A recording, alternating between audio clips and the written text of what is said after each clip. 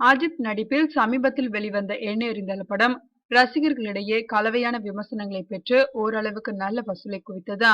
இப்படத்தை தொடர்ந்து அஜித் வீரம் படத்தை இயக்கிய சிவா இயக்கத்தில் மீண்டும் நடிக்க இருக்கிறார். ஆனால் அதற்கு முன்பாக சிறு நாட்கள் ஓய்வு எடுக்க முடிவு செய்துள்ளார் அஜித். இந்த நிலையில்தான் சில தினங்களுக்கு முன் சைனஸ் அறுவை சிகிச்சை செய்து கொண்டார்.